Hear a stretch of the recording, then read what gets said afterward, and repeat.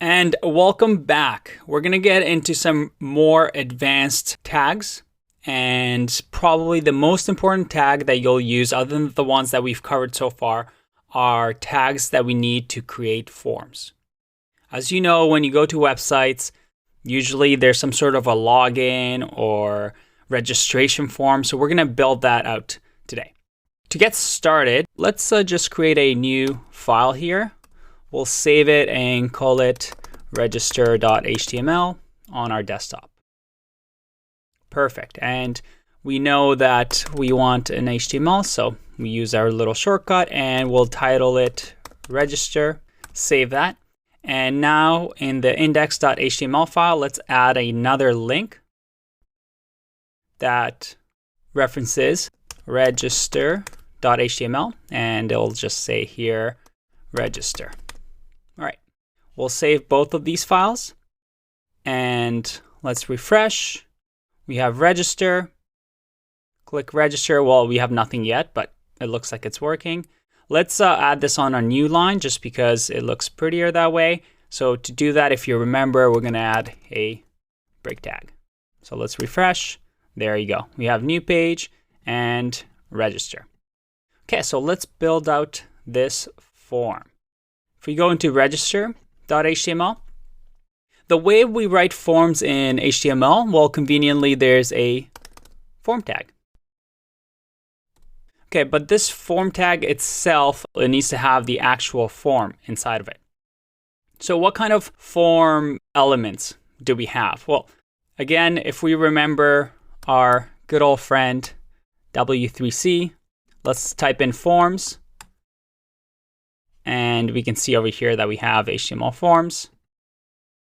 And refresh, we'll make that full screen, and you can see over here that there's a ton of information on it, but you can look that up yourself. For now, I'm going to introduce you to the most common ones, probably the ones that you'll use 90% of the time.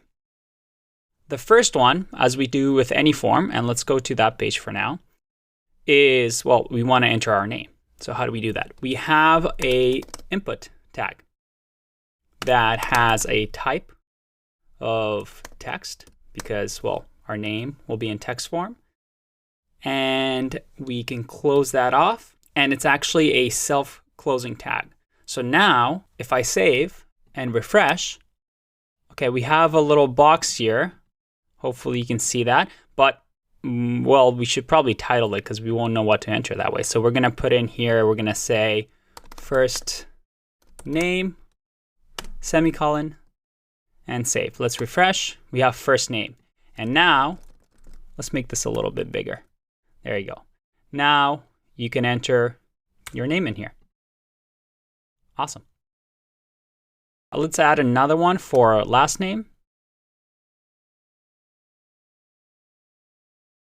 And again, we'll have our input type. So that's an attribute and a value of text. And if we refresh, we have last name. Okay, but it kind of looks ugly. Remember that HTML just reads line by line and doesn't really know that we want a space here. So again, we can add a break tag here and refresh. And we have first name and last name. Okay, that's fairly self-explanatory. Now, what else do we have in a form? We have email. So let's add another field, which is email. And we'll do input, again, type equals text. We'll add another break here because we're going to need that spacing. And let's save, refresh. Awesome. Okay, so we have our general registration form. And obviously with any form, we need some sort of buttons, right? Like we need to submit this somewhere so we can register. Well, again, there's a nice input type for that. So we do input. Instead of a text type, there is a submit type. So this, if we add another break in here, and I save this, I refresh, it has a submit button now. Now, where did this submit come from? Well, When you put in input type submit, it automatically creates a button. And if you don't specify what to say, it'll just have this text. But we can change that. So we can put value and we'll put register. Save that, refresh. We now have a register button. Okay, but what if we make mistakes in this field? We write stuff and we want to reset this form. Again, there's another input for that. And the type of that input, as you can imagine, is reset. So now if we close this, add another break in here. Actually, we can keep that on the same line. We'll save, refresh, and we have reset. So now if I type in anything in here, and let's say I don't like this, I need to reset the form, I can just click reset and it clears everything for us. Okay, you may be asking yourself, what happens when we click register?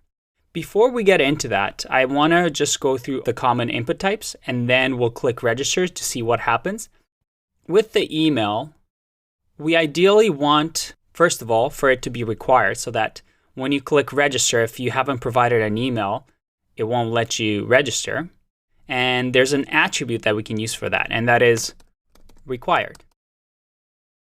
And here, we don't actually have to specify a value because automatically it's assumed that required equals to true, which means that this form field is required. So if I save that, I refresh, and I leave it blank and I click register, we'll say, please fill out this field. Now, we also want to make sure that it's an appropriate email field. So if I type something like this, we still want to make sure that, this is an incorrect email. We don't want to register. So the input type of text that I told you for email is actually wrong. There's a specific one that we can use, which is, as you can imagine, email. So now, if I refresh and type in something that's not an email, and I click register, I'll say, please include an @ in the email address. Very nice. It's kind of like magic. It does this for you, which is very, very nice. Let's expand on our knowledge of inputs and add a few more fields that we'll most likely need. We usually want to know somebody's birthday. So let's add birthday here. And for this input type, let's do type date.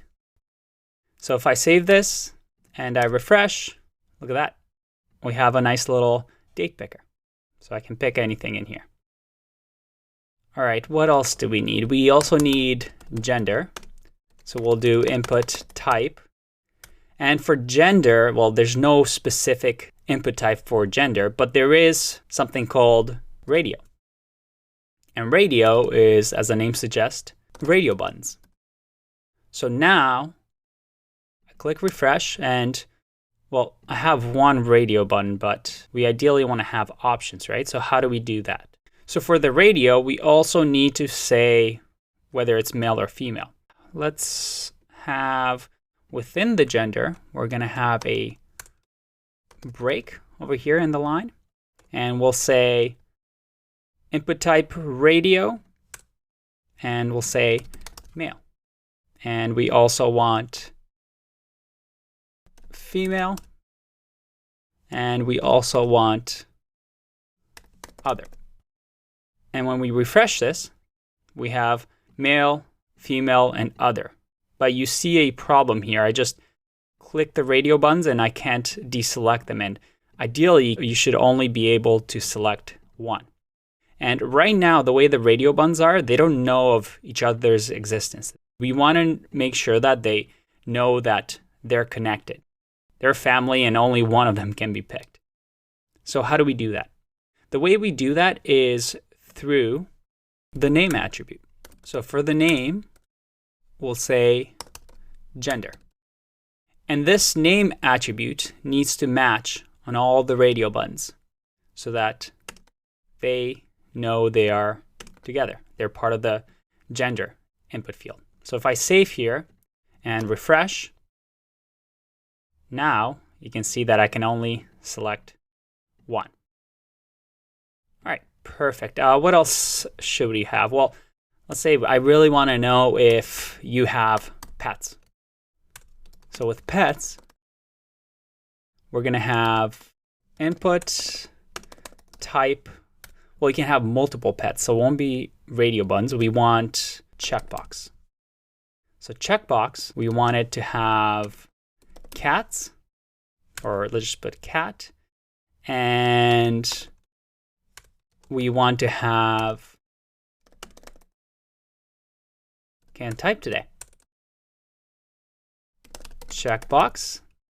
And we want to have dogs. So let's save that. Let's refresh. And look at that. We have pets, but this time it's checkboxes, which means I can select multiple.